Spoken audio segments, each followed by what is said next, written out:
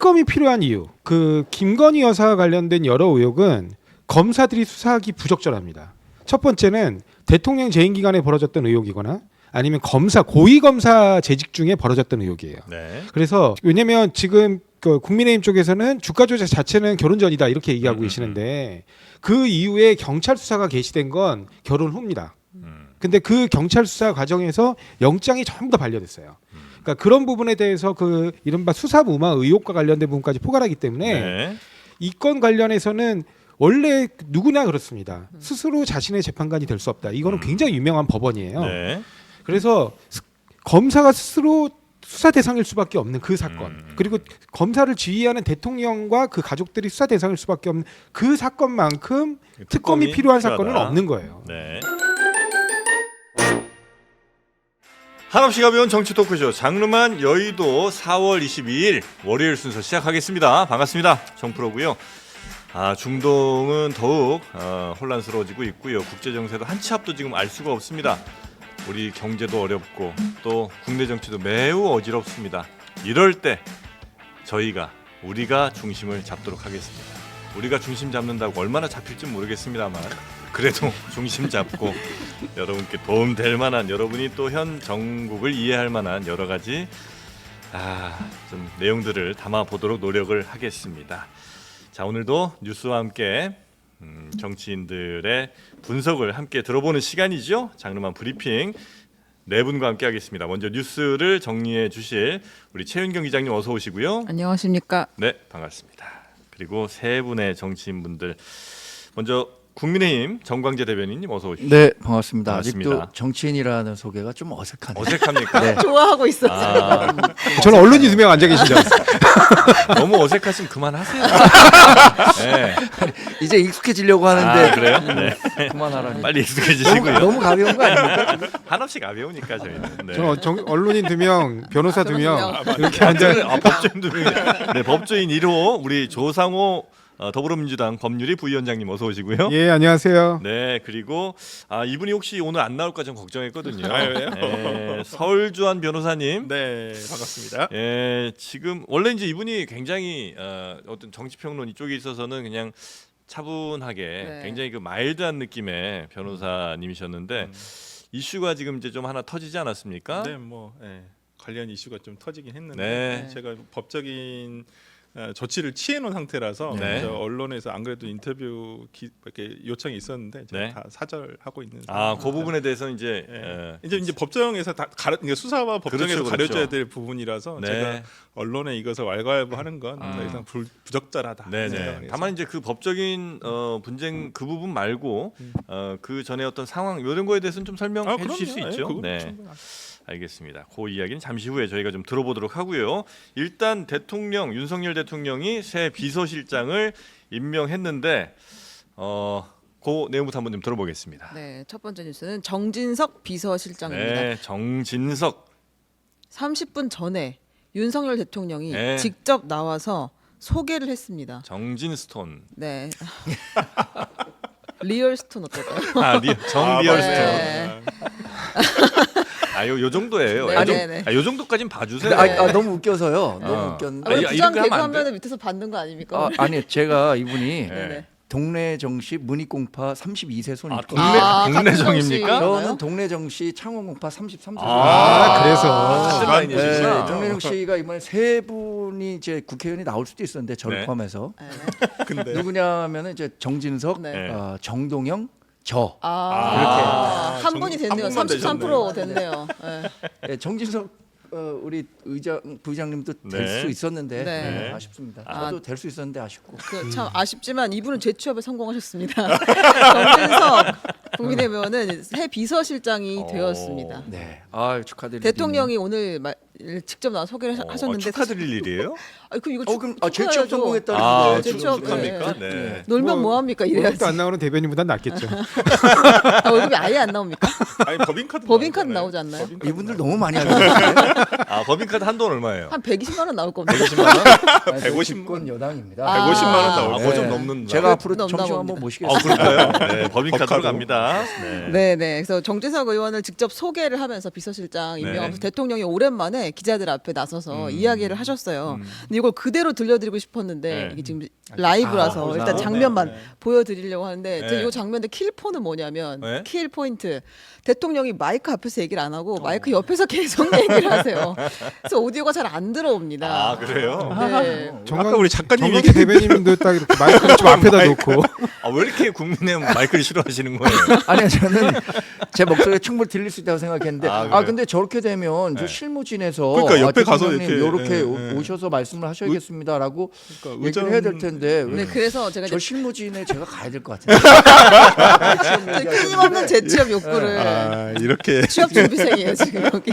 아니 그런데 대통령이 속으로 근데 뭐라고 말씀을 하셨나? 네. 이제 뭐 이런 질문들이 조금 나왔어요. 이제 기자들한테 기본적으로는 정진석 비서실장을 왜 임명했는지 이분이 그렇죠. 어떤 분인지 네.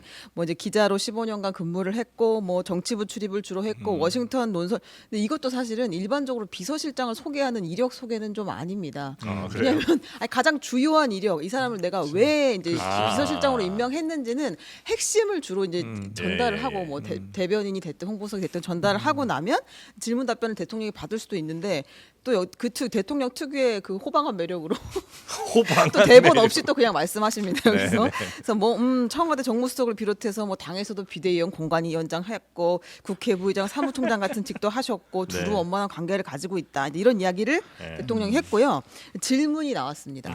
대통령께서 정치하는 대통령이 되겠다고 말씀하셨다는데 국정 운영이나 소통 방식은 어떻게 변화하는 것이냐. 이거 무슨 그랬더니, 얘기냐? 오늘 이제 조선일보 1면에 나온 단독 기사 이야기를 하는 네. 거예요. 정치하는 대통령 되겠다. 그 대통령이 기사 내용을 그대로 읽어 주셨습니다. 아마 대통령실에서 기사를 이렇게 쓰라고 얘기를 했던 것 같아요. 네네네. 그러면서 이제 정진석 비서실장 그런 의미에서 국민들을 더 소통하고 여야 관계에 더 소통하는 데 주력하겠다. 네. 이런 뜻으로 이해해 주면 되겠다. 그래서 비서실장으로 모셨다. 네. 라고 소개했습니다. 아, 요 이제 본격적인 이야기 나누기 전에 전 이제 뭐 원래 이 상황들에 대해서 별로 제 의견 얘기하는 사람은 아닌데 아, 의미 있게 들었던 단어 하나 있습니다. 이 정진석 신임 비서실장이 삼봉 정도전을 언급을 하시더라고요. 네, 네. 일단 같은 정이겠죠, 일단. 아 정도전은 동네 정치는 아닌데. 아, 동생은 아니에요? 여튼 그래서 그러면서 뭐 백성을 힘으로 누를 수 없다 하면서 왜 정도전 얘기를 꺼냈을까? 제가 또 아하. 나름 유출해봤어요. 네. 이른바 조선의 설계자 아닙니까? 맞아요. 네, 새로운 나라의 그러니까 이전과는 새로운 나라의 어떤 설계자가 되고 싶다는 그런 의지를 피력한 거 아닌가? 저도 가슴이 설레네요.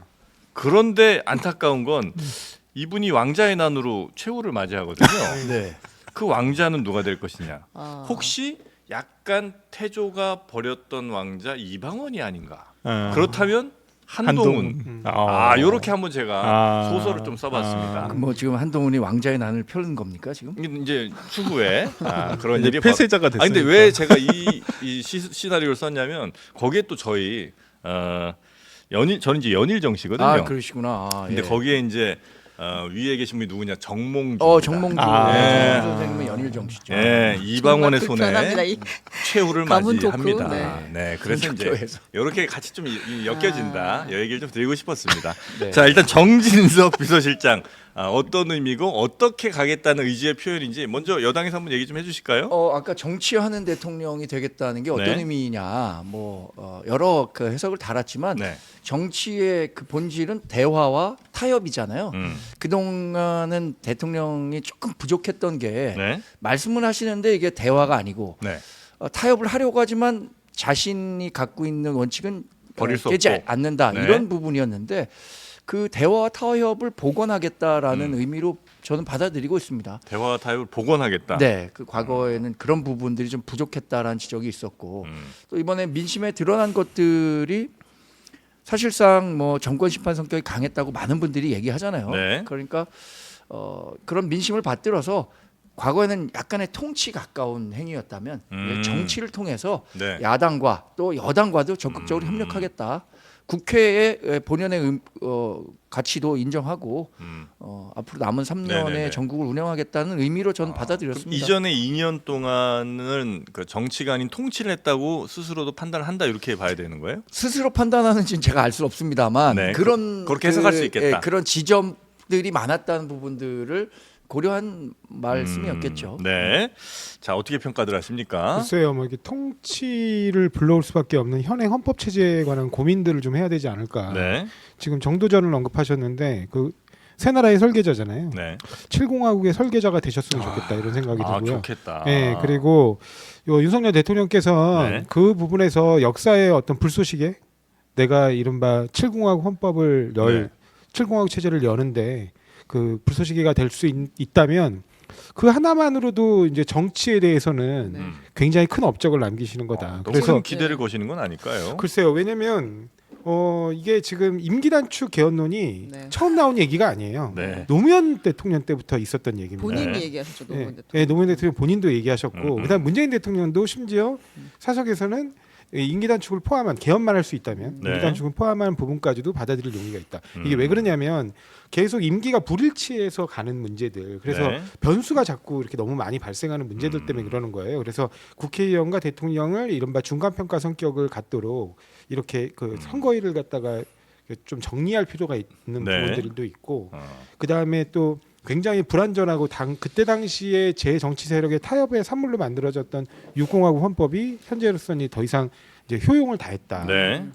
그래서 보다 더 안정적이면서도 재앙적 대통령제의 비판을 받는 여러 가지 문제점들은 네. 이렇게 국회의 권한 일부를 이양시켜서 음. 조정하는 방식으로, 그래서 보다 더 국민들이 원하는 건 대통령제이시기 때문에 보다 더 원칙적인 대통령제에 가까운, 네. 우리 지금 6공화국 헌법은 상당 부분 내각제 요소가 들어가 있습니다. 그게 다 대통령의 권한 강화 쪽을 중심으로 내각제 일부 요소를 끌어온 거니까 그런 부분들을 좀 정리해 가면서 이렇게 좀 대통령제의 본질에 가깝게 좀 바꿔나가자 이런 지적들이 있거든요. 이게 김진석 임명에 너무 큰 네. 의미를 부여하시는 거 이건 아닌가? 요즘 이분이- 조상호 변호사가 요즘에 네. 이거 밀고 있더라고. 7공화국 어. 개헌론자로 아니, 지금 이- 밀고 계속 있어요. 밀고 있어서 아니 나는 이분이 자꾸 정도전 얘기하시고 만난 김에 제가 저도 여쭤보려고 했는데 그 네. 7공화국이라는 게 대통령제를 더 강화하는 방식인 거예요, 그러면? 대통령 권한을 강화하는 게 아니라 네.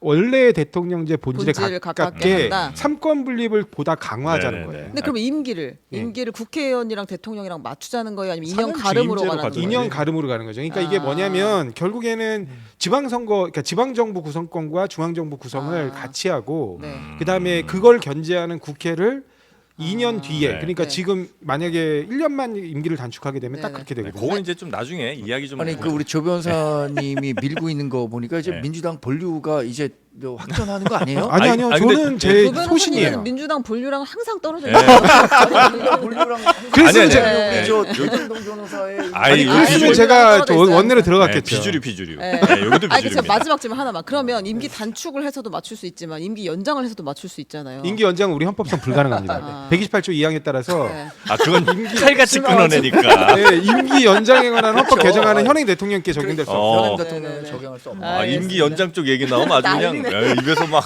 연기 나옵니다. 자, 지금 네, 댓글에서는 다 하겠습니다. 혹시 정진석 임명이 네. 그러니까 이준석 이번에 이제 당선인이 국회로 들어오잖아요. 그래서 이준석 그러니까 세미스톤 잡는 리얼스톤 아니냐. 아하. 요런 그러니까 정진석과 그러니까 약간- 이준석 약간 좀 사이는 안 좋잖아요. 그러니까 아까 그 네. 기자님이 뭐 진스톤 이렇게 네, 할 때 약간 준스톤이 저도 아. 머릿속에 스치긴 했거든요. 네. 그래서 갑자기 또 연관 검색에 육모방망이가 떠오르더라고요. 많이 떠오르죠. 네, 네. 떠올라서 네. 이제 비서실장이 되셨으니까 네. 육모방망이 드실 생각을 하지 마시고 약간 정진석 의원에 대한 평가가 여야가 약간은 좀 다른 것 같아요. 여권에 지금의 여권에서는 상당히 야권이랑도 그러니까 좀 통할 수 있고 좀 그렇다라고 얘기를 한데 모르겠어요. 그러니까 야권에서 봤을 때는 약간은 조금 좀 강압적인 이미지도 약간 있어요. 정진석 네. 실장이 그래요. 네, 약간 좀 아. 그런 것도 있어서 정말 제발 이제는 대통령이 오늘 이 조선 아침에 말씀하신 기자님이 말씀하신 아침 기사가 딱 나오자마자 네. 평론이 나온 게 뭐냐면 그럼 이제까지는 정치를 정치 안 안 했다는 했나. 얘기냐. 네, 네. 그러니까 굳이 해석을 하면 이제까지 정치를 안 하고 통치만 하셨죠. 아니, 그 정진석 신임 실장의 캐릭터는 어떤 분입니까? 이게 모르시는 분들도 계실 수 있을 것 같은데. 아니 정진석 저는 야당에서도 정진석 그 비서실장 카드면은 그래도 뭐 이 정도면 아니, 고민할 나쁘진 수 있는 않아요. 수준 기존에 아닌가? 언급되시던 왜냐하면 분들에 뭐 비해서는. 저는 사실 장제원 비서실장 카드를 뭐 아까 뭐 7공하고 밀었다는 것처럼 장제원 비서실장 카드를 좀 밀었었는데 네네. 그 이유는 장제원 비서실장이 되면 여튼 대통령을 만드는 데도 기여했던 사람이고 정무적 감각도 있고 대야 관계가 뭐 괜찮아요. 약간 좀 까다로울 수는 있지만 네. 정무 감각이 있고 하기 때문에 그런 측면에서 장제원 비서실장 카드도 괜찮은 사람이라고 생각했는데 정진석 국회 부의장 네. 이분이야말로 뭐 민주당에서도 좀 환영할 만한 분 아닌가 야당에 싶은데요. 되게 좀 유화적인 제스처를 일단 보낸 거다. 5선 의원을 했고 네. 이분이 충청 공주 부여에서 했는데 맞습니다. 뭐 그 지역이 굉장히 보수성이 강한 지역이다. 뭐 그럴 수도 그렇게 평가할 수도 있겠지만 그래도 중도를 좀 표용할 수 있는 그런 마인드를 가졌고 이분이 또 애교가 뭐 이렇게 전반적으로 이렇게 스킨십이 좋아요. 먹방 보셨죠? 먹방. 아 그래요? 먹방 잘하시고 전반적으로 이렇게 연배는 좀 있으시지만 네. 젊은이들로부터도 뭐 좀 그 젊은 분들인데 그건 싫어하시더라고요. 먹방 좋다. 근데 너무 조금 그러니까 먹은 사진을 올리는 건 좋은데 네. 예를 들면 딱 나왔을 때 예쁘게 사진 찍고 맛있게 드시면 되는데 네. 꼭 다 먹은 거 막 빈 그릇 이렇게 막 사진 찍으니까 보기가 좀 별로더라는 젊은 세대들의 반론이 있습니다. 주로 완박 그렇군요. 사진, 완곡 사진. 네. 그런 건 좀 있어요. 네, 알겠습니다. 네. 그러나 뭐 모든 빠른 인정. 그 전체적인 하마평에 나왔던 사람들 중에 오히려 괜찮다. 괜찮은 분이다 이렇게 아. 평가합니다. 네. 동네 정치여서가 하는 말이 아닙니다. 아, 그렇습니다. 네. 우리 조상우 변호사님도 역시 뭐 그래도 다른 분보다는 비교적 야당이 받아들일 수 있는 사람이다 정도는 나오나요? 이게 비서실장의 문제는 야당이 받고 안 받고의 문제는 아니에요. 아. 근데 그분이 뭐 몇 가지 점에서 이게 정체성과 관련돼서 좀 저희 야당에서는 이해할 수 없는 정체성. 기행을 보이기도 하셨지만 뭐 대여 관계나 정치 내부에서 이 정치권 내부에서의 의사소통이나 이런 부분에 아주 꽉 막힌 분은 아니라고 저희도 알고 있습니다. 근데 네네. 뭐 기본적으로 그런 것 같아요. 약간 세습 정치인이잖아요, 이분도. 그렇죠. 아. 지역에서 예, 지역에서 아주 아버지의 오랫동안. 지역구를 물려받으시고 네. 뭐 그다음에 또 언론인도 하셨고 그래서 이런 분들의 특성이 아주 모나지는 않아요, 인간관계가. 그래서 근데 조금 그런 거 보면 네. 이제 아예 이렇게 꽉 막혀서 움직일 것 같지는 않은데 이분도 역시 이게 뭐냐면 이른바 꿀지역구에서만 오랫동안 다선을 하신 분이라 직원을 할 수 있는 정도는 될까. 그 부분이 왜냐면 가장 중요한 건 대통령이 바뀌는 게 중요한데 네. 대통령이 바뀌려면 이른바 그러니까 듣기 좋은 이른바 미러죠. 그러니까 달콤한 말만 하는 사람들의 그 울타리에서 벗어나셔야 되거든요. 네네네. 그러면 그 현장에 날 것 그대로의 소리를 좀 대통령께 전달할 수 있는 분일까? 그 정도 그 되는 부분이 분인지는 조금 우려되는 약간 퀘스천 마크다. 근데 꿀지역구라고 하셨는데 이분이 그 박수현 전 청와대 홍보수석하고 졌죠? 4번 붙었죠. 그래서 2승 2패 하게 된 거예요. 네. 이번에도 이게 졌기 때문에 네. 그래서 뭐 아주 꿀지역구라고 할 수 없고 네. 또 박수현 수석과의 굉장히 그 치열한 경쟁을 거치면서 네네. 그 중도 민심을 어느 정도는 저는 파악하고 있다고 봅니다. 그리고 연배도 대통령보다는 조금 위시고 네. 그렇기 때문에 대통령과 케미를 잘 맞춰서 뭐 충분히. 근데 지금 먹방도 직원을 하시고. 못 이분이 한다. 술을 잘 드시나요? 네, 잘 잘 드셔요. 드십니다. 네, 많이 드십니다. 아니 그뭐 자꾸 술 얘기로 뭐 자꾸 술 얘기로 네. 했고 뭐 대통령이 뭐 술 너무 많이 마시고 이런 걸로 물어가면 네, 안 아니 돼요. 저는 몰아가지 않았고요. 이거는 그 사회생활을 하는 아주 궁금하니까. 윤활유 같은 역할을 할 수도 있잖아요. 술 먹는 게. 대통령만 빼고 아니 대통령 실장께서 대통령도. 비서실장께서 술을 못 드셔가지고 대통령과 이렇게 같이 할 수 있는 시간이 없을까봐. 아닙니다. 예, 그렇지는 않으니까 걱정하지 않으셔도 근데 저는 됩니다. 요거 딱 두 가지 생각났는데 그 이제 정진석 비서실장이 이 박덕흠 의원하고 사돈 관계라는 예. 얘기를 아. 이 충청도에 이분들 땅을 안 밟으면 갈 데가 없다는데 그 정도로 엄청난 이제 재력가들이다라는 거랑 정진석 의원도 굉장히 그럼요. 네, 여기도- 아까 그 정치를 세습했다는 말은 그 지역에 그 아버님께서 오랫동안 네. 부와 그다음 권력을 쥐고 있었다는 의미가 그래요? 큰 네. 얘기죠. 내무부 장관을 하셨었는데 네. 정성모 네, 내무부 장관. 맞아요. 네. 그래서 이제 공주에서 오를 하셨었고 정치를 할 때도 이제 김종필 총리와의 개인적 인연도 네, 있고 네, 해갖고 네. 2000년에 네. 아마 그때 당시에는 자민련으로 시작한 네, 거 아닌가요? 맞습니다. 아. 자민련에서 또 자민련? 하나 핵심 대목 이 장성철 소장님한테 참칭 보수라고 했던 아 게 그분이 바로 네, 이분이에요. 네, 정진석 실장으로. 보수를 참칭한다. 네, 장성철 짠하다 뭐 이렇게 얘기하고 끝내겠습니다. 그때 당시에 비대위원장이었는데 장성철 소장이 워낙 많은 방송에 나가는데 패널 구성해서 네. 아니 우리 보수를 대표하는 많은 그 패널들도 있는데 굳이 왜 이렇게 장성철 소장만 너무 많이 부르는 거 아니냐? 그게 거기에 우리 대한 불만이 좀 이 있군요. 국민의힘을 대표하는 패널은 아니다라는 아니, 국민의힘 문제 대표하는 패널은 누구 정광재 대변인 있죠 이제. 정광재 대변인 아니 뭐 말고 당직을 갖고 있는 사람도 있을 수 있고, 있고. 뭐 국회의원을 전에 했었던 분도 네, 있고. 근데 요새 국민의힘 그 패널 구하기가 어렵다는 말씀들을 좀 하시더라고요 작가분들이. 왜냐하면 네, 네, 좀 네. 우리 당이 조금 어려운 상황이니까. 출연을 약간 좀 꺼려하시는 분들이 많아요. 네, 그래서 제가 열심히 요즘 나오고 정 있습니다. 대변인 제일 많이 나와요. 아, 틈새 제가 전략. 돌리다 보니. 다시 슬슬 활동 시작했습니다. 이제 김병민 아 오늘 나오시더라고요. 시작했더라고요. 예, 예. 슬슬 저희도 이제 아 이거 좀 들어갑니다. 설 자리가 줄어드나요? 네, 치열하게 경쟁하시기 네. 바라겠고요. 영수회담 이제 열리죠. 네, 영수회담이 근데 언제 열리는지는 아직 모릅니다. 네. 아니 이번 목요일에 열릴 가능성이 가장 크다는 거 네, 아닙니까? 수요일, 지금 목요일 정도는. 일정들이 음. 뭐 저 이재명 당 대표가 재판 일정들이 좀 있고 네. 재판 일정 네, 네, 꼭 네. 이렇게 언급하셨어야 네, 되죠. 화학금 뭐 이렇게 일정 다 맞춰야 되잖아요. 네, 네. 대통령께서도 바쁘신 분이고 하니까 일정 맞추다 보면 공교롭게 목요일 일정이 지금 비어 있는 걸로 나오더라고요. 네, 네. 지난주 금요일에 윤석열 대통령이 전화해서 제안을 한 것이고, 그리고 이제 일정을 조율한다. 그리고 의제도 오늘 이관섭 비서실장하고 그다음 네. 천준호 비서실장 이렇게 둘이 만나서 조율을 하겠다라고 이야기를 했습니다. 아, 한호섭 정무수석이 나온다고 하네요. 네. 근데 어떤 이야기를 할 것인가? 그러게. 무슨 얘기를 해요? 할 얘기 정해져 있어요? 아니, 의제 갖고 오실 거 아닙니까? 어떤 거 갖고 오실 것 같아요? 아니 당연히 지금 가장 현안이 되고 있는 네. 민생회복지원금. 그렇죠. 민생회복지원금의 문제 한정될 문제는 아니고요. 이미 우리가 제2호까지 했는데도 불구하고 결국에는 이제 입법에 실패했던 여러 가지 네. 그 민생 입법들이 있어요. 양국관리법을 포함한. 그러니까 그다음에 간호사법 문제도 있고요. 그러니까 그런 법안 처리에 관한 문제도 네네네네. 있고요. 그다음에 지금 그 이른바 민생지원금과 관련된 민생회복지원금과 관련된 현안도 또 있고. 그 이제 대통령실에서는 좀 반대 입장이 확실히 있는 거죠? 민생지원금에 대해서는. 제가 파악한 바로는 25만 원 전 국민에 대한 민생지원금은 네. 우리가 갖고 있는 기본적인 보수 정권의 철학과 맞지 않기 때문에 이것에 대한 타협점을 굳이 찾는다면 네. 정말로 어려운 분들에 대한 두터운 복지 강화 네. 뭐 이런 쪽에서 타협점을 찾을 수 있지 뭐 않을까 양쪽이 어떤 생각합니다. 그 방안들을 들고 오겠죠. 그거를 갖다 대화를 통해서 좀 네. 그 간극을 좀 좁혀나가는 정도일 것이고 그날 어떤 구체적인 정책에 대한 합의까지 이루어질지는 잘 모르겠어요.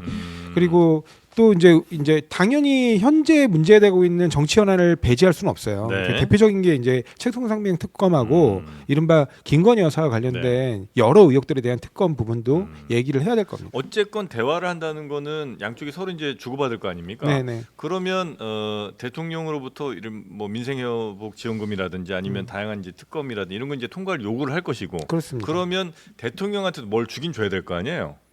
그러면 대통령께서도 예를 들면 그 이제 구체적으로 마음에 든 인사, 예를 들면 대표적으로 국회 동의를 받아야 되는 총리 후보 이런 부분에 대한 얘기들이 있지 않으실까 그렇게 생각되고요. 네. 국민의힘에서는 일각에서 절대 뭐 예를 들면 최수근 상병 특검이라든가 그다음에 그 김건희 여사 관련된 의혹에 관한 특검은 절대 안 된다. 뭐 이런 분들이 있으신데 역대 대통령 중에 친인척 관련 특검을 거부하신 분은 윤석열 대통령이 1호예요. 네. 그러니까 그런 부분들을 그렇게 거부감을 가지시면 안 돼요. 그런 오히려 건- 그런 네. 부분을 털고 가는 게 국정동력을 확보하는 데 더 도움이 될 그럼 수도 민주당에서 양보할 가능성이 매우 없는 거죠? 있습니다.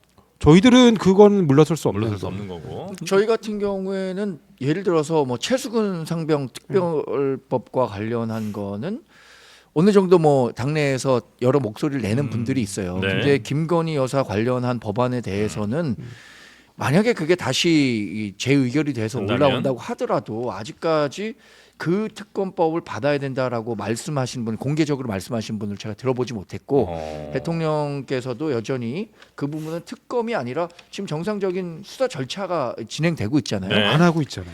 그러니까 그 부분에 대해서 이제 안 하고 있는 거에 음. 하도록 해야죠. 근데 저는 그것도 문제예요. 검찰이 알아서 기는 건지 아니면은 제가 생각에 대통령이 그거 수사하지 마라 이렇게 지시했을 것 같지는 않거든요. 근데 검찰이 알아서 너무 좀 부담감을 갖고 있기 때문에 못하는 이 건지. 사안에 대해서 진척을 못 하고 있는 거지. 변호사시간 잘 아시겠지만 이거 관련한 법 위반 형의로 했던 그 권오수 회장이요. 그분이 집행유예 받았어요. 네. 그리고 김건희 여사는 통장을 명의를 빌려준 혐의로 지금 된 이거 거잖아요. 이제 도이치모터스 네, 주가 조작 도이치모터스 사건. 주가 조작 네. 사건. 직접 주문도 하셨어요. 네, 그거 관련해 갖고 특검까지 할 정도의 사안이냐라는 것에 대해서는 저희는 공감대를 안 갖고 있기 때문에 이 부분은 자꾸 이렇게 되면 이제 갈등만 커질 것 그러니까 같아요. 네. 제가 한 말씀만 드릴게요. 특검이 필요한 이유. 그 김건희 여사와 관련된 여러 의혹은 검사들이 수사하기 부적절합니다. 첫 번째는 대통령 재임 기간에 벌어졌던 의혹이거나 아니면 고위 검사 재직 중에 벌어졌던 의혹이에요. 네. 그래서 왜냐면 지금 그 국민의힘 쪽에서는 주가 조작 자체는 결혼 전이다 이렇게 얘기하고 계시는데 그 이후에 경찰 수사가 개시된 건 결혼 후입니다. 근데 그 경찰 수사 과정에서 영장이 전부 다 반려됐어요. 그러니까 그런 부분에 대해서 그 이른바 수사무마 의혹과 관련된 부분까지 포괄하기 때문에 네. 이 건 관련해서는 원래 누구나 그렇습니다. 스스로 자신의 재판관이 될 수 없다. 이거는 굉장히 유명한 법원이에요. 네. 그래서 검사가 스스로 수사 대상일 수밖에 없는 그 사건, 그리고 검사를 지휘하는 대통령과 그 가족들이 수사 대상일 수밖에 없는 그 사건만큼 특검이 필요한 사건은 필요하다. 없는 거예요. 네. 뭐 저는 한마디로 소 잡는 칼로 자꾸 파리를 잡으려고 하면 안 됩니다. 근데 저는 좀 원칙적으로 네. 돌아가서 좀 검찰이 일단은 지금 기소든 불기소든 어떠한 것도 결정을 하지 않고 있기 때문에 계속 이런 의혹이 불거지고 있는 거예요. 어느 방향이든 결론 내라. 결론을 일단 빨리 내줘야죠. 네. 기소를 할 것인지 불기소를 할 것인지 그에 따라서 뭐 정치권에서도 이걸 뭐 특검으로 갈 것인지 이런 어떤 방향을 정하는 것이 저는 순서라고 생각하기 때문에 네. 검찰이 너무 미적되고 있다. 그러니까 뭐 정권 얼마 전, 그러니까 윤석열 정부로 바뀐 뒤 얼마 안 지났을 때는 이거 문재인 정부 검찰 탓하면서 이렇게 얘기를 할 수 있었는데 이제 바뀐 또 거의 한 2년 다 돼가요. 네. 그런데 그 안에도 어떤 결정을 못 하고 있다는 것은 저는 좀 검찰이 좀 직무유기하고 있는 건 아닌가라는 생각이 좀 듭니다. 네. 근데 이렇게 다 의제를 올릴 수는 없잖아요. 사실 영수회담에서 여러 가지 이야기를 다 네. 털어놓고서 뭐 대통령이랑 당 대표가 합의를 할 가능성은 거의 맞아요. 없다고 봐야죠. 이제 만난다는데 의의가 있는 거고 그 중에 네. 보통 하나 정도씩 이제 합의를 이룬다. 그럼 엄청난 성과로 보는 건데. 술에 근데 100볼 수는 여기 없죠. 뭐 네. 어떤 걸로 합의를 봤다라는 게 나오지 못할 겁니다. 그렇겠죠. 이게 뭐 근데 워낙 첨예하게 부딪히고 있는 부분들도 있고 그러니까 만나서 저러 국정과 관련한 얘기 또 빈생 복원에 관한 얘기를 했다 네. 정도지. 그래서 이렇게 하기로 합의로 했다. 했다. 뭐 합의문을 발표하는 그런 수준의 영수회담이 될 수는 네. 없겠죠. 논의하기로 했다 하겠죠. 그다음에 저는 인사 문제가 가장 급할 것 같아요. 이제 국무총리 부분에 대해서 충분히 양해가 돼야 되거든요. 민주당 쪽에. 그렇기 때문에 저는 이 부분에 대해서 대통령께서 충분히 설명을 하시고 양해나 어떤 뭐 동의까지는 아니더라도 네. 우리가 이렇게 하겠다. 아니면 또 적절한 인사를 좀 추천해 달라라고 하든지 이런 얘기까지는 네. 진행되지 않을까 싶네요. 그게 이제 정치하는 어떻게 보면 대통령의 첫걸음 같은 거라고 우리가 생각하면 되겠죠. 네, 그렇죠. 저는 그래서 만약에 합의문 같은 게 나온다면 네. 앞으로 뭐 정례화한다, 뭐 이런 현안이 있을 때 뭐 네. 여야 대표와 함께 만난다, 네. 그래서 논의한다. 이 정도는 뭐 네. 같이 얘기할 수 있지 않을까 싶습니다. 이재명 대표는 만나는데 한동훈 전 비대위원장은 한동훈 비대위원장이 거절한 거죠, 만나기를. 네, 그렇습니다. 예. 한동훈 전 비대위원장이 대통령의 오찬 초청을 거절했다는 뉴스가 나왔습니다. 건강상 이유를 댄 것 같긴 네, 하던데요. 건강이 많이 안 좋다 이렇게 이야기를 하면서 거절을 했는데요. 네. 뭐 이제 그 김경률 비대위원이 오늘 인터뷰에서는 약간 불만을 내비치기도 했어요. 19일에 연락해서 22일에 보자고 하는 약속이 어디냐 이제 이런 취지의 이야기이기는 했거든요. 네. 근데 이제 보통 대통령이 보자고 했을 때 건강상의 이유를 들지는 않기 때문에 네. 우리가 어떻게 해서라도 가는 거죠. 약 먹고라도 가는 거 아닙니까? 대통령이 부르면. 네. 아주 고령도 아니신데. 네, 건강상 이유 참석하기 어렵다. 근데 타임라인을 볼 필요는 있을 것 같아요. 네. 10일에 선거가 있었고 그리고 16일에 대통령이 이제 홍준표 시장을 독대했죠. 만찬을 했죠. 그리고 그 사실이 공개됐는데 사실 앞서서 홍준표 시장이 한동훈 위원장을 상대로 정치 아이돌, 문재인 사냥개, 철부지 정치 초년생, 폐쇄자, 윤 대통령도 배신한 사람 이렇게까지 계속해서 이제 쏟아 부었었단 말이에요. 폐쇄자 뭘 얘기를 이렇게 많이 했었습니까? 준비해 오셨어요? 원래 랩하듯이 하세요 좀.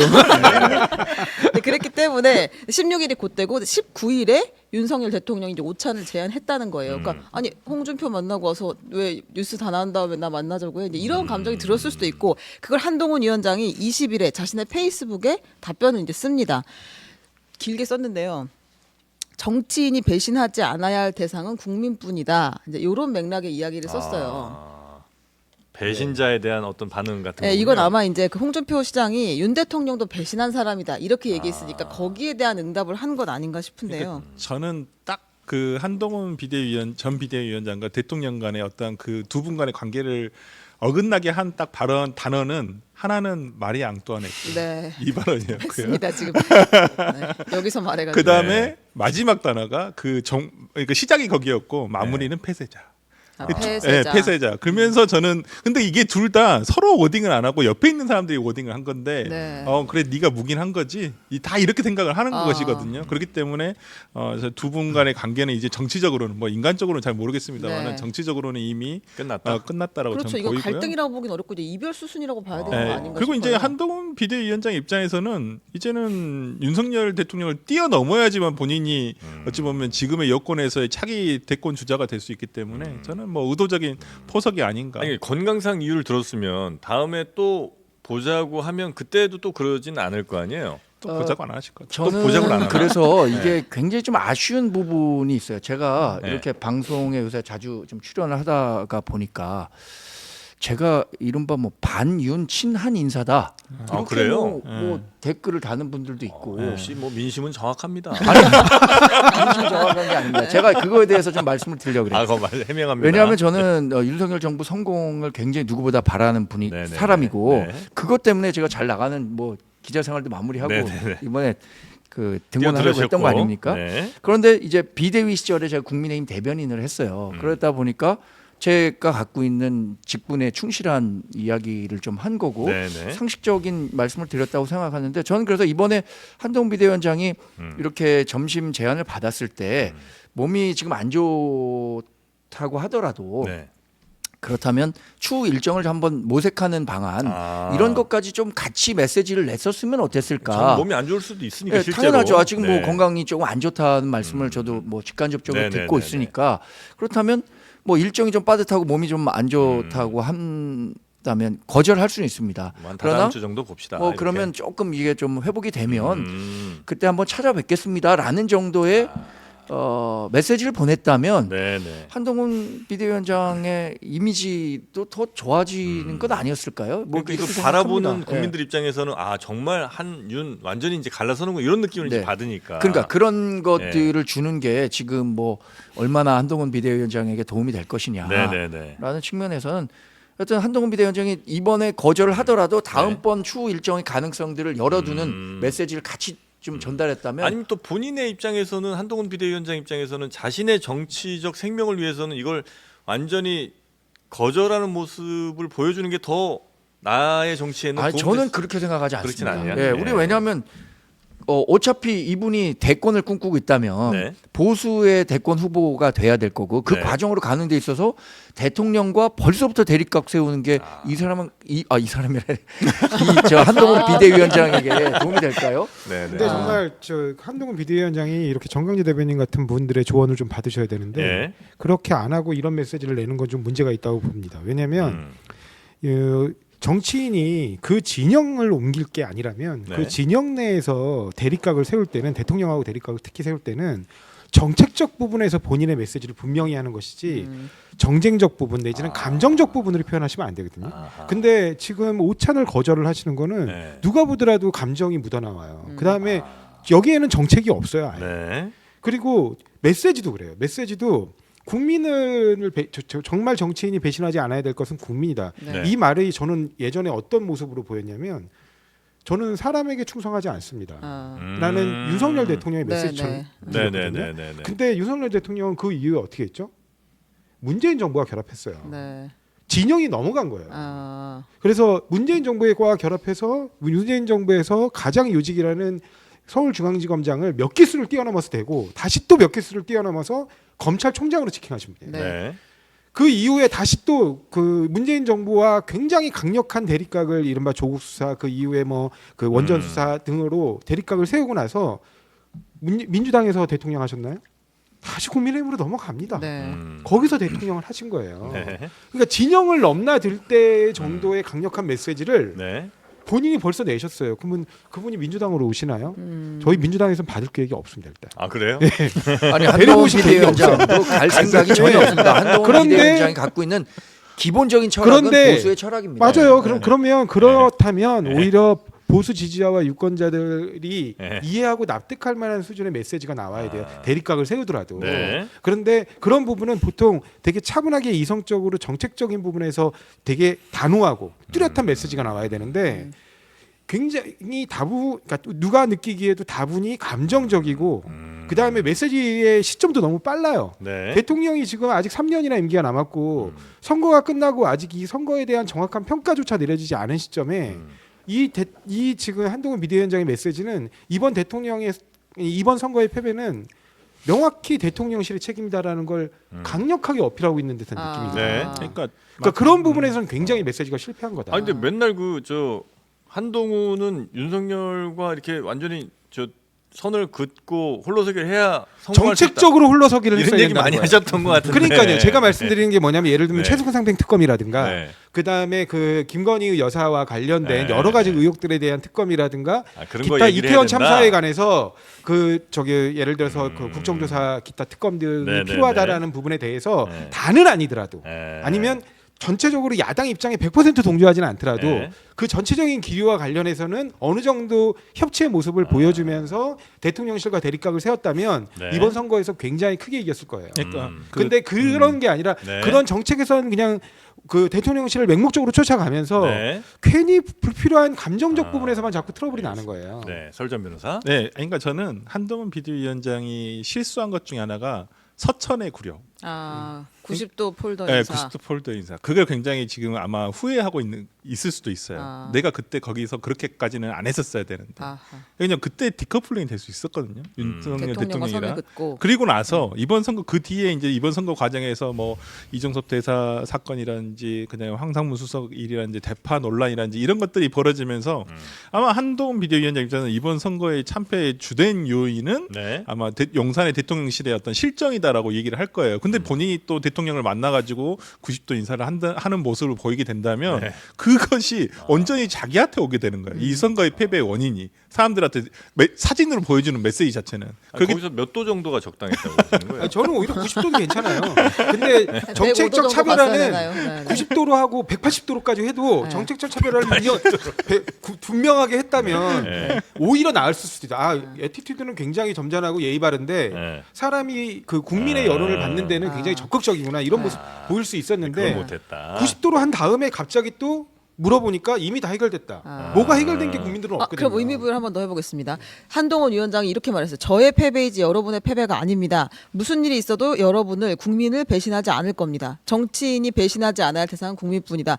잘못을 바로잡으려는 노력은 배신이 아니라 용기입니다. 이렇게 얘기했어요. 그 용기가 부족했다는 거죠. 그러니까 자기가 이제 내겠다는 거 아니에요, 네, 이제? 그렇지. 이제는 네, 내보겠다. 본인이 그럼 이제 내겠다. 대통령 선을 긋겠다. 그리고 다시 이제 정치 활동을 시작하겠다. 이제 이런 시그널을 익힐 수도 있는 그렇게 거잖아요. 하기 위해서라도 오히려 이번에 만찬 초대에는 네. 갔어야 했다. 몸이 너무 아프더라도 찾아갔어야 돼요. 그래서 아프다는 핑계는 존재 안 그래서 됐어요. 그건 우리 아파도 다 끌고 출근하는데. 왜냐하면 직원하기 위해서라도 가는 모습을 보이는 게 맞거든요. 그래서 아직 정치적인 내공이 굉장히 부족하시죠. 휠체어를 타서라도 가야 된다. 그럼요. 그래서 사실은 제가 그때는 말을 못했지만 네네. 오히려 예를 들면 정부 여당의 분란의 모습으로 보일까봐 말씀은 못 드렸지만 네. 강하게 말씀 못 드렸지만 사실은 이런 부분들이 좀 앞으로라도 수용돼야 국민들께서 알겠습니다. 대통령실 힘을 실어준다. 두 분 통화도 안 하세요 이제 진짜 사적으로라도? 제가 알지 못하는 부분이라 확언해서 말씀드리기 어렵습니다. 그러면 그런데- 하나 그런데 그 말씀을 제가 초반에 드렸잖아요. 예, 아픈 것은 뭐 지금 맞는 뭐 것 많은 같다. 분들이 다 네. 지금 네. 뭐 건강상이 그럴 좀 좋지 만하죠. 않을 예. 겁니다. 컵라면 뭐 지난 먹고 그래. 그 마지막 일정에서도 맞아요. 어지러움을 결국에 느껴서 내재를 소화 결국엔 이제 못했죠. 같이 못했잖아요. 네. 그런데 그렇다면 이번에는 어려우니 다음 일정을 좀 잡는 그게 그 좋았겠다. 메시지를 줬으면 네. 그래서 제가 생각에 이 두 분이 앞으로 영원히 안 만날 사이는 아니지 않습니까? 그래서 뭐 이재명 대표와도 만난 이후에 조금 건강이 회복되면 네. 같이 이 일정 조율해서 만나서 뭐 선거와 관련해서 어떤 어려움들이 네네. 있었는지 감정적으로 크게 틀어지고 이런 건 아니란 말씀이신 거죠? 네, 네, 뭐 이제는 영수의 단급이 네, 돼버렸어요. 제가 보니까 이제는 그 만나는 자체가 아, 이제 그래요? 화제의 뉴스가 돼버렸어요. 한 이제는. 2년 후쯤 가능할까요? 네. 근데 이제 이런 가운데 오세훈 시장이 네. 움직이기 시작했어요. 서울 지역의 낙선자들과 만나기 시작했습니다. 19일에는 서울의 낙선자가 너무 많잖아요, 지금. 근데 구역을 나눴어요. 동북부의 지역의 낙선자를 만났고 22일에는 서남부 지역의 낙선자를 만났고 우리 23일 만나고 23일 저녁에는 서울 지역의 당선자와도 이제 만나서 만찬을 줄줄이 이렇게 하는 것으로 네. 얘기가 됐는데요. 그러면서 낙선한 지역이라도 총선 때 발표한 공약은 서울시에서 최대한 지키도록 하겠다. 서울시에 도움이 필요한 게 있으면 언제든 이야기를 해달라. 이렇게 이야기를 했습니다. 이건 네. 뭐 차기 대선을 염두에 둔 뭐 몸풀기라고 봐야겠죠. 네, 오세훈 시장 뭐 우리 보수 정당이 갖고 있는 중요한 자원이죠. 그리고 네. 놀랍게도 오세훈 시장이 선거에 나가서 진 적이 있었나요? 좋죠. 네, 졌잖아요. 있습니다. 언제 져가지고 졌죠? 그때 광진에서 민정의원한테도 아, 지금 많이 졌어요. 선거에서 한번 졌구나. 2020년, 네. 2020년 서울시장 선거는 진 적 없습니다. 서울시장 선거는 네. 다 승리했고요. 네. 물러난 거죠 스스로. 아. 예. 급식 2020년 때, 급식, 무상급식 무상급식 때 이슈로 물러나서 네. 보궐선거로 박원순 시장이 등극한 거지. 네. 이 중도 확장력 면에서 또 그 우리가 갖고 있는 네네. 뭐 여러 가지 그 약점들을 보완할 수 있는 좋은 카드라는 생각은 여전히 하고 있죠. 네네네. 다만 지금 원내에 이른바 오세훈계라고 하는 분들이 아무도 없어요. 없어요. 저 등원한 분이 없어요. 이런 어려움들이 있으니까 그런 것들을 보완하기 위해선 서울 지역의 뭐 낙선 원외 인사들 만나서 자기가 갖고 있는 뭐 이야기 속 깊은 얘기를 다 하지는 않았겠습니다만 앞으로 자기가 하려는 정치에 뭐 잠재적 우군으로 만들 필요는 있지 네네네. 않을까라는 생각을 했을 것 같아요. 네. 오세훈 시장은 제일 좀 그 반대편에 서 있는 분이 홍준표 시장이에요? 아니, 그렇진 않아요? 별로 서로 결이 예- 안 맞아. 예전에 좀 약간 싫어했었잖아요, 홍준표 시장이. 아니, 왜 홍준표 그거- 시장은 다 싫어하십니다. 제가 알기로. 아 그래요? 당- 당만 사랑합니다. 시장은 그렇게 뭐 각이 서서 네, 그런 건 대립했던 없었어요. 사람도 아, 아닌 그래요? 것 같아요. 그러니까 아. 우리 당에서도 사실 국회의원은 한 번밖에 안 했어요. 네 맞아요. 당에서의 아, 생활을 그런가요? 오래 안 했고 네. 아. 이 행정가 아. 서울시장으로서의 네네네. 그 활동을 오래 했기 때문에 음. 당에서 이렇다 할 그러니까 나경원 의원 정도 이게 같이 서울시장. 오세훈 시장 네. 같은 분이 사실은 이 본선거 이게 굉장히 좀 그치. 독특한데 처음에 들어가기가 힘든 케이스들이에요. 왜냐하면 네. 특징이 없이 정치하시거든요. 조용히. 그러니까 처음에 당선되는 게 굉장히 어려워요. 그러니까 근데 그래서 행정의 영역에서 오히려 더 두각을 나타냈을 수 있죠. 당선되는 네. 게 오히려 어려운데 재선 삼선하는 건 되게 쉬운 케이스들이죠. 아, 그런 캐릭터가 또 있어요. 예, 그럼요. 왜냐하면 이제 어. 공격받지 않잖아요. 저 누구나 대립하지 같은 않으니까. 사람은 어떻습니까? 들어가기가 어려운 거죠. 아, 그러니까 네. 처음 들어가기 어려운 케이스예요. 왜냐하면 나중에 들어가시면 이른바 현역 프리미엄으로 네. 정치를 잘 하실 지역을 거예요. 잘 고르셔야 아니 돼요. 근데 그렇게 잘하는 분들은 왜 못 들어간 거예요, 이거는? 왜냐면 지금 오세훈 시장이 아까 뭐 네. 한 번도 진 적이 없다 그러셨는데 그게 아니고 네. 두 번이나 지셨어요. 언제 졌죠? 2020년에 한 번 졌죠. 그러니까 20대 국회에서도 네. 20대 국회 그 저희 정세균 후보하고 네. 종로에서 종로에서 붙었다가 졌죠. 지고 아, 제가 네, 그때 그래서 맞습니다. 낙선자 때 아, 기억이 그렇군요. 납니다. 네. 쓸쓸하고. 21대에는 또 광진으로 옮기셔가지고 네. 또 고민정 의원하고 붙었는데 또 지고 원래 네. 고민정 의원하고 붙을 생각으로 옮기신 건 아니고 이른바 그 당시에 민주당의 중진이었던 추미애 의원을 잡겠다. 그래갖고 맞아, 오셨다가 맞아. 네. 이제 추미애 의원이 장관으로 가시고 이제 거기로 들어가시고 이렇게 해가지고 네. 고민정 의원하고 붙었다 또 떨어지셨어요. 그래가지고 이렇게 원외로 있다 진입은 힘든데 또 재선은 되게 쉽게 하세요. 보면. 네네네. 그래서 그런 캐릭터라서 네. 모르겠습니다. 아, 좋습니다. 하여튼 뭐 한동훈 비대위원장 얘기해서 이제 오세훈 시장까지 갔는데 네, 한동훈 비대위원장은 이번 전당대회 출마한다 안 한다? 안 한다. 안 한- 안 한다? 네, 아, 안 세 분 다 하시죠. 안 하시는 걸로. 그렇죠. 왜냐하면 굳이 이 정치 현장 앞에 서서 이렇게 같이 머리끄댕이 잡고 싸우는 걸로 자신의 이미지를 깎아먹을 필요가 없다고 생각하시는 분이에요. 아, 전당대회 나면 아니 머리 근데 끄댕이 저는 잡겠네. 궁금한 아니 게 왜 전당대회가 아니라 전당대회를 하게 되면 필연적으로 당 내에서도 갈등이 생기게 되고 네네네. 거기서 무슨 자리를 맡게 되면 또 여야의 어떤 시실콜콜한 현안들과 관련해서도 계속해서 그 여야가 대립하는 그 전선에 서 있을 수밖에 없어요. 네. 이번에 네네. 비대위원장 맡을 때도 자신이 얘기했잖아요. 내 인생이 4월 10일 이후에 꼬일 걸 안다. 그리고 너의 이미지만 소진될 거다. 이런 우려를 받았음에도 불구하고 네. 9회 말 투아웃의 투스트라이크라는 절박한 마음으로 이 독이 든 성배를 마신 거예요. 누가요? 근데, 삼진당에. 근데 한동훈. 진짜로 독이 들어 있었던 거죠. 그래서 지금 굉장히 고생하시는 거예요. 한동훈 아, 비대위원장 말씀. 독이 든 성배를 마시겠다라고 했을 때는 그래도 독이 아니지 않을까 하는 기대를 약간 하고 마셨는데 근데 그 독이 선거 있었구나. 자체가 굉장히 어려웠습니다. 아, 그래서 네. 독이 들어있었다. 여기에서는 네. 일단 그 몸도 마음도 아. 추스리는 기간이 반드시 필요합니다. 지금 이제 저는- 해독 중이시군요. 아 지금. 그렇죠. 예. 네. 아니 근데 그러면 컨디션- 어떻게 지방선거까지 선거가 지금 2년 정도 남았는데 네. 이 안에 뭘 하시려는 그러게 거예요? 뭘 하면 좋을까요? 어떤 그러니까 계기가 생겨야 되잖아요. 그러니까 한동훈 비대위원장이 이렇게 등판을 우리 다시 한국 하려면은- 정치는요 네. 다이내믹해갖고 언제든 등판의 기회가 나올 수 있습니다. 아 보궐선거도 가능하고 보궐선거도 가능하고 혹자는 유튜브 지방선거. 얘기도 하던데요. 유튜브 한동훈 네. 유튜브? 네, 한동훈 만약에 TV 한동훈 만들어가지고. 비대위원장께서 와. 재계기를 잡으시려면 제가 볼 때는 정광재 대변인 같은 훌륭한 분하고 같이 좀 네. 메시지를 듣고 하셔야 될 것 같아요. 아니 요즘 제가 듣기로는 약간 국민의힘 내부적으로는 약간 한동훈 비대위원장이 본인과 같이 정치를 했으면 좋겠다라고 이렇게 연락을 취하면서 같이 하시죠라는 이렇게 제가 아. 이렇게 문자 메시지를 돌리는 걸로 제가 아, 알고 그래요? 있습니다. 세력을 그거는 제가 섭외 그 중이다. 공천 못 받았을 때 받았던 문자인데. 같이 아니 선거 이후에 선거 아니, 이후에 왜냐면 제가 보니까 이번에 메시지 낸 것도 굉장히 아마추어 스타일이에요. 네, 선거 이후에. 그래요? 아니 그러니까 좀 근데 메시지를 좀 정제해서 낼 수 있도록 생각해 보면 저는 윤석열 대통령의 전법을 따른 것도 좋다 전략을. 네. 최종에 도어 스태핑 하셨잖아요. 네. 우리가 생각해 보면 윤 대통령 도어 스태핑 할 때를 생각해 보면 아침에 도어 스태핑 하면 그걸로 하루 내내 뉴스가 그렇죠, 돼요. 그렇죠. 그러니까 그 효과도 상당히 저는 노려볼 만한 게 한동훈 비대위원장도 이제까지 보면 라디오 생방송 인터뷰 한 번도 안 하셨거든요. 네. 저는 이런 언론 프렌들리한 거 이준석 대표가 정말 그 무관에 정말 한 번도 당선된 적 없으면서도 당 대표까지 할 수 있었던 거. 그다음에 그 이후에도 계속 언론에 있어서의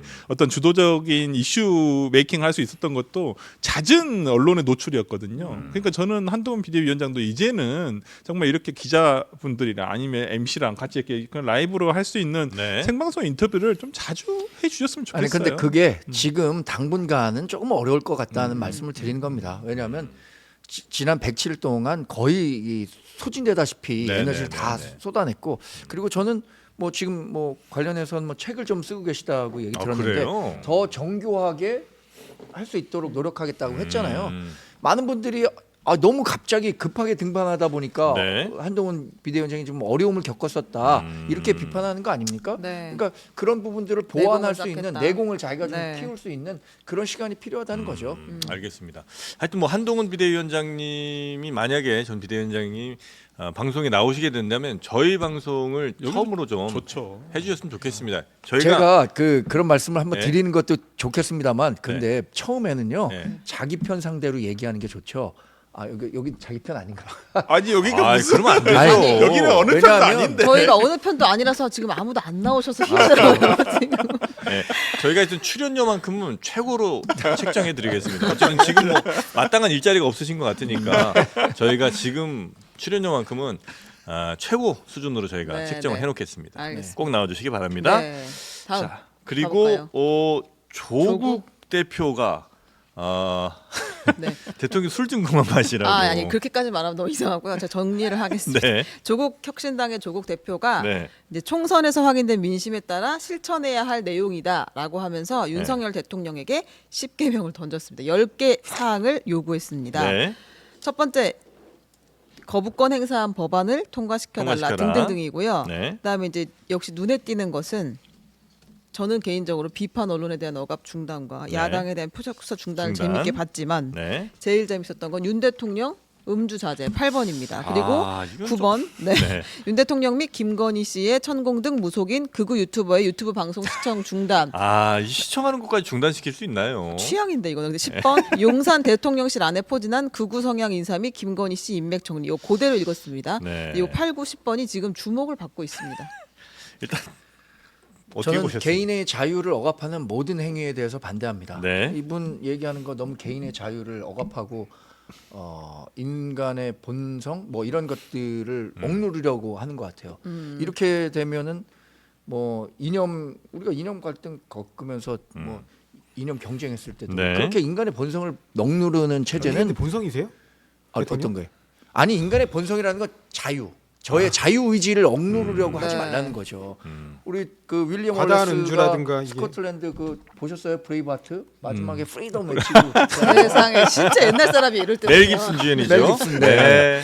저는 그게 제 떠오르는 인생 나도- 영화입니다. 나도 예. 슬퍼지네. 왜냐하면 저는 자유를 네. 굉장히 중요한 아니, 가치로 그렇게 여기는데 따지면 조국 대표가 이렇게 말할 자유도 있는 거 아니에요? 그렇죠. 그러니까 네, 타인의 자유를 침해하면 안 된다 이거죠. 아니, 근데 뭐 이제 지금 말할 자유야 당연히 이게 이제 있죠. 우리가 사인에게 얘기하는 게 아니잖아요. 듣느냐 안 듣느냐의 네, 자유도 네, 있으니까. 근데 대통령에게 요구를 한다 그러면 이를테면 대통령이 누군가의 말을 듣고 어떤 생각을 하게 되는지 어떤 정보를 수집하는지 이런 것들은 중요하잖아요. 대통령의 결정이나 이제 네. 생각의 흐름을 만드는데 네. 그럼 극우 유튜버의 유튜브 방송 시청을 중단해라 이제 이런 조언은 할 수 있는 거 아닌가요? 실제로 보고 계신다면? 뭐 이게 할 수가 있나요? 아니 우리도 핸드폰 보면 자기도 모르게 알고리즘이 우리를 알고리즘 인도하나요? 떠가지고 네. 그냥 보시는 거. 아니 네. 근데 김건희 씨 인맥 정리 같은 요구들은 네. 할 수 있다고 보거든요. 왜냐면 그리고 그 이 부분은 왜냐면 김건희 씨가 원래 그 대통령 후보 시절에 윤석열 대통령 후보 시절에 본인은 아내 역할에만 추진하겠다고 약속을 했잖아요. 네. 그러니까 그 부분도 지금 언급이 있던데 근데 대통령실 인사에 관여한다? 그 자체가 문제죠. 그 자체가 문제이고 약속도 안 지키는 거고. 네. 그럼 그 부분을 요구할 근데 수 혹시 이렇지는 않습니까? 예를 들어서 뭐 6, 7번, 5번까지 보면 뭐 수사 중단, 억압 중단 뭐 이런 것들 뭐 방송 3법 등등등 이런 얘기는 좋은데 뒤에 이제 예를 들어 음주 자제 혹은 유튜브 방송 시청 중단 뭐 이런 것들이 나오면서 오히려 1, 2, 3번까지 약간 희화화되는 느낌이랄까. 예, 말씀 아니, 잘 근데- 잘해 주셨네요 말씀. 네. 아니, 너무 희화하면 안 되잖아요 정치. 네, 그 뒤에 것 때문에 이런 말씀들을 하실 수도 있죠. 네, 네. 공식 채널 통해서 또 할 수 있고. 네네네. 근데 언론 주목도가 확실히 이렇게 하면 생겨요. 아, 그러니까 그거예요. 정치인들 입장에서는 네. 전략적으로 어떤, 메시지를 네. 어떻게 하면 언론이 주목하고 네, 네. 여론이 주목하게 만들까 하는 거에 대한 고민도 있거든요. 하긴 전략적으로 이렇게 선택하셨을 수도 있겠네요, 그죠? 아, 그렇죠. 네. 저는 전략적이라고 봅니다. 그래서 뉴스가 이렇게 다 지나친 비판을 피하기 위해서 네네. 마지막에 8, 90번으로 몰아넣은 거다. 비중을 좀 아, 얇게- 일부러? 네, 일부러. 아주 치밀한 전략이네. 네, 왜냐면 이걸 또 1번으로 하면 너무 웃기잖아요. 그러니까 그래서 뒤에 딱 약간 좀 빼놓으셨구나. 아니 근데 네. 이게 진짜 이게 이게 본말이 전도될 염려가 있어서 네. 왜냐면 언론에서는 딱 보고 음주자 8번이 제일 눈에 들어오잖아요. 그렇죠. 네. 그러니까 이게 제목으로 뽑히는데 네. 그러니까 저는 조국 혁신당이 지금 상당히 그 선명하게 이렇게 메시지를 내놓는 건 좋은데 네. 이렇게 그러니까 약간은 그냥 너무 가볍게 넘어갈 뻔한 내용이 되는 것은 조금 자제해야 되지 않냐. 그러니까 지금 일단 선거 전후는 달라져야 된다고 생각을 하거든요. 네. 조국 혁신당이 이제는 어찌 보면 원내 3당이 됐잖아요. 엄연한 3당이 됐기 때문에 3당으로서의 어떤 역할이라든지 이런 부분에 대해서 어떤 좀 메시지를 더 나오게 하는 것이 조금 더 안정적으로 오래 갈 수 있는 방법이 아닐까. 지금 너무 좋은 말씀하신 것 그래요? 같아요. 예, 네. 왜냐하면 지금 조국 혁신당이 12석이라는 의석을 네. 확보했잖아요. 그 전에는 그냥 뭐 무책임한 말들로 선전선동 할 수 있지만 이제 책임 정당으로 거듭나야 되는데 네. 이런 얘기들 뭐 좀 너무 사석에서나 할 수 있는 얘기들을 막 던져갖고 그냥 뭐 언론에 어그로 끌려고 하는 거 이런 것들은 좀 저는 뭐 활용할 만한 일은 아니라고 네. 생각합니다. 그 조국 대표에게도 별로 어그로. 좋지 않다. 예, 그럼요. 네. 아니, 이제 아직 근데 조국 혁신당이 그 책임 정당으로서 이렇게 당 체제를 정비하는 과정에서는 좀 자극적인 언어를 통해서 언론 주목도를 높이고 국민들의 여론을 환기시키는 것도 필요하다고 보고 있고요. 네. 이런 걸로 좀 성공한 케이스의 대표적인 정치인이 이준석 전 대표인데 네. 결국에는 원내 진입하지 않습니까? 아. 정말 그 어려운 싸움에서 이 거대 정당의 틈바구니 속에서 지역구에서 당선된다라는 건 또 나름 의미가 있거든요. 근데 그런 걸 보면 네. 이런 부분들도 정치인으로서는 조금 그 필요한 부분이다. 그래서 제가 볼 때는 조국 대표는 정책적인 능력보다는 정치적인 역량이나 능력이 훨씬 뛰어나신 분 같아요. 그래서 표를 받기에 적정한 분이지 네. 정책을 연구하고 설계하는 거에 적절한 분은 오히려 아닌 것 같아요. 벌써 현재- 이재명 대표 생각해서 견제하는 것 같은데. 아니 왜냐면 네, 네. 6번 보시면 네. 수사기소분리와 중대범죄수사청 신설이 있거든요. 근데 네. 중대범죄수사청 이 부분에 대해서는 굉장히 논란거리가 많아요. 이 중대범죄수사청은 왜 그러냐면 네. 이게 전형적인 여야 검경 밥그릇 싸움에서 나오는 얘기들이거든요. 중대범죄 수사청이 수사청. 예. 왜 그렇죠? 그러니까 중대범죄수사청이 만들어져 가지고 네. 검사의 지휘 통제도 받지 않고 경찰 마음대로 할 수 있는 중대범죄수사청이 만들어졌다. 아. 그러면 그 경찰 파쇼는 또 누가 통제합니까? 아. 그러니까 이걸 제도를 잘 설계해야 돼요. 막 뜯어 이게 이런 그 사법제도를 개혁하는데 옛날 박근혜 정부 때 해경 폐지 같은 그런 엉뚱한 해결책이 나면 안 되거든요. 뭐 잡으려고 뭐 위에 만들었는데 또 그거 그렇죠. 잡으려고 또 만들어야 지금 되고. 공수처 만들어 그 공수처가 제대로 역할하고 비슷한 있나요? 결과를 그러니까 나왔죠, 사실. 가장 핵심은 거대 조직이라고 나름 그 이름 지을 수 있는 검찰과 경찰의 관계를 네. 어떻게 하면 상호 견제 관계로 구성할 것이냐지 검찰이 잘못했으니까 경찰에 힘 실어주겠다. 우리가 경찰 파쇼를 에서 벗어난 지 지금 채 30년이 안 됩니다. 경찰 파쇼가 더 극심했어요 예전에는. 그 대표적인 모습을 보여주는 영화가 1987이에요. 네네네. 네, 그러니까 그런 부분에 대해서 잘 경계하고 네. 양측의 권력 기관들이 네. 권력을 남용하지 않도록 견제할 수 있도록 설계하는데 굉장히 조심해야 돼요. 네. 자 그러면 야당 얘기 좀 가볼까요? 네. 예. 이리 보아도 친명, 저리 보아도 친명. 아, 이런 문제 리듬 좀 타서 말씀해 주시면 아, 좋을 것 욕을- 같아요. 욕을 우리 땅 많이 먹을 얘기할 것 같아요. 때는 아, 리듬 그러면 잘 좀 타시는데 잘해보세요. 이거 아니 저 기다려 민주당 보세요. 얘기하니까 좀 보세요. 좀 기다려 보시죠. 새 지도부 구성을 이제 하게 되는데요. 민주당이 어제 네. 대규모 당직 개편을 단행했습니다. 네. 결과적으로는 다 친명으로 채웠다. 조상호 변호사님의 반박도 제가 예상되니까 하나 더 얹자면 네. 진성준은 친명은 아니다. 여기까지 갈게요. 네. 네, 이- 보셨군요. 아니, 보시고 그리고 저도 진성준 의원이 친명이라고 생각하진 않으니까. 근데 대부분이 친명인 거는 맞다. 예를 들면 어떤 분이에요? 아니, 가장 정책위의장의 지금 그러니까 처음부터 할게요. 사무총장의 김윤덕 의원. 사무총장은 이제 당 살림살이 하는 사람이잖아요. 살림살이. 돈 다 주고 전국을 다 관리하는. 정책위의장의 진성준, 네. 민주연구원장의 이한주 전 경기연구원장 아. 이렇게 있는데요. 그 중에 가장 핵심은 제가 본 핵심은 이한주입니다. 아 그래요? 네. 예. 이분이 이제 그 일반적인 뭐 시청자나 유권자들은 잘 모르시지만 사실은 성남시장 때부터 이재명 대표의 이 싱크탱크 역할을 했던 사람이고 기자들은 이한주 어디니 이게 만나고 싶은 사람이에요. 이분이. 네네네. 왜냐면 유령처럼 항상 뭔가를 누가 추천했다거나 하면은 항상 그 뒤에 이한주라는 배경이 있죠. 있거든요. 네. 그래서 이제 이분을 사실상 민주연구원장으로 앉혔다는 건 그냥 이제 마침표를 딱 찍었다. 이제 이렇게 보여요 기자들 눈에는. 비선에서 실선으로 들어온 건가요? 그렇죠. 이제 완전 그러니까 뭐 비선인지 모르겠으나 공식적인 자리를 맡겼다. 이렇게 아니, 볼 수가 있죠. 그 이재명 대표의 공식 싱크탱크에서도 계속 역할하셨던 분이에요 원래. 네. 그러니까 비선을 실선으로 얘기할 수는 없고. 네, 이제 플러스 하나만 더 할게요. 전략기획위원장의 민영배 의원 이것도 아주 인상적인 네. 그 인선이었고요. 아주 강경파니까. 그리고 당대표 정무조정실장의 김우영 당선인 네. 이분은 이제 조상호 변호사님 잘 아시죠? 신명계 원외 조직인 더민주 네. 전국혁신회의 상임 대표였는데 이분이 강원도당 위원장을 내려놓고 네. 비명계인 강병원 의원을 잡으려고 왔다. 그래서 실제로 잡았습니다. 네, 그런 상황이고 이제 표면적으로 친명이 아니다라고 할 사람은 아까 말씀드렸던 진성준. 진선준 정책위의장 정도. 이렇게 되고 박찬대 의원이 이제 원내대표를 출마하겠다라고 선언을 한 상태입니다. 네네네. 이렇게 되면 정말 이리 보아도 친명 저리 보아도 친명이 되지 않겠나. 이 인사의 핵심은 저는 이재명 대표의 네. 당 대표 연임 가능성을 더 높였다 그걸 이렇게 위한 보고 인선이다. 있습니다. 왜냐하면 뭐 지금 뭐 민주당 일각에서 계속해서 좀 군부를 뗐었잖아요. 네. 이재명 대표가 뭐 추대 형식이든 아니면 다시 책임 정치를 하기 위해서 나와야 되고 이번에 네네. 총선을 승리로 이끌어서 리더십을 인정받았다고 온갖 명비어 첨가들이 나왔고 그 과정에서 네. 당직자들이 일괄 사퇴했단 말이에요. 예. 근데 일괄 사퇴할 필요가 없었어요, 사실. 왜냐하면 8월 달에서 다시 뽑으면 되니까. 아. 그런데 사퇴하고 뭐 했던 것들은 이재명 그 친정 체제를 훨씬 더 강화하겠다. 그러니까 대표로 다시 가는 거에 걸림돌을 싹 없애겠다는 뭐 느낌. 그래서 사실 지금은 민주당은 이재명 대표 하기 나름이죠. 근데 저는 이게 좀 이해가 안 되는 게 네. 그 이전의 지도부도 친명 일색이라고 그랬어요. 그렇죠. 언론은. 근데 지금도 이제 와서 마찬가지고. 또 친명 일색이라고 하시는 것도 좀 이상하고. 굳이 뭐라고 바꾸냐? 아니 아, 친명이 계속 아닌 친명이었는데. 사람이 거의 없어요, 민주당은 지금. 네. 아니, 125명이 근데 친명이에요. 친명이 아니라 제가 볼 때는 친당원이다.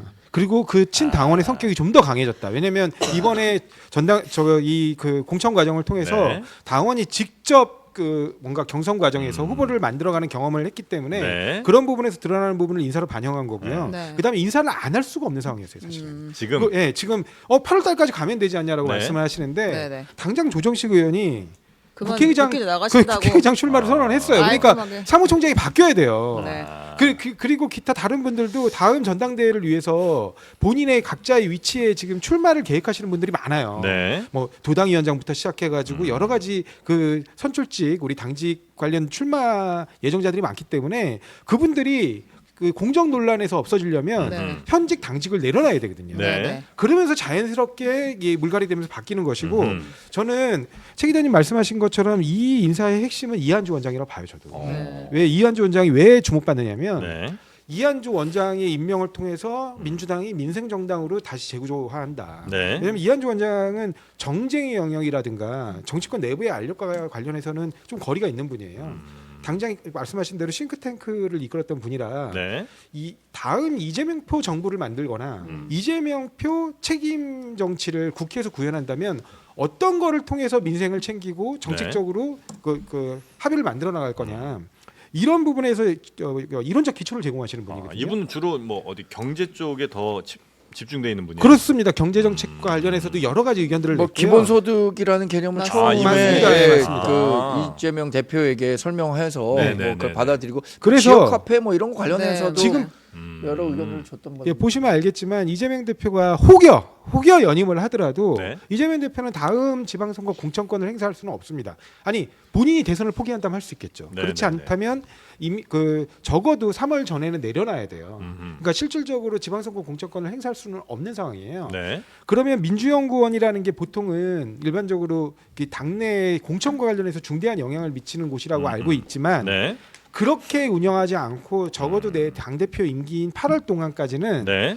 민생 정책을 챙기는데 민주연구원의 연구 역량을 활용하겠다는 인사거든요. 네. 네. 네. 그러니까 그렇게 좀 봐주시면 될 것 같습니다. 이건 어떻습니까? 당 대표 규정 중에 네. 1심에서 뭐 집행유예 아니면 뭐 벌금 얼마 이상인 경우에 당 대표를 수행하지 못한다 이런 규정은 민주당에는 없나요? 없어요. 아 그렇군요. 그러면 뭐 민주당 당 대표는 계속 할 수 있는 거네요. 예, 사법부가 어떤 판결이 나더라도 맞- 저는 왜냐면 그게 그거는- 궁금합니다. 예. 왜냐하면 지금 위증교사와 네. 선거법 위반은 당장 1심은 뭐 올해 안에도 나올 수 있다는 거 아닙니까? 그래서 거기서 뭐 유죄가 물론 뭐 나오더라도. 민주당은 뭐 무죄를 자신하겠지만 또 네. 다른 판단이 나올 수 있는 거고 우리는 당연히 유죄가 나올 거다라고 판단하는 거라 네. 네. 저 그런 부분들이 좀 애초에 궁금했는데 그런 규정이 없다 말씀이시죠? 네, 애초에 그리고 이 규정과 관련해 가지고 기소대면이라는 규정은 원래 있어요. 기소대면이 네, 있었어요. 맞습니다. 근데 그 기소대면이랑 지금도 있어요. 근데 있어요. 그 예. 기소대면이랑 규정은 또 어떤 게 있냐면 이 기소가 정치적 정치적 기소라고 탄압이 아니어야 판단된다고 하면 네. 그걸 이제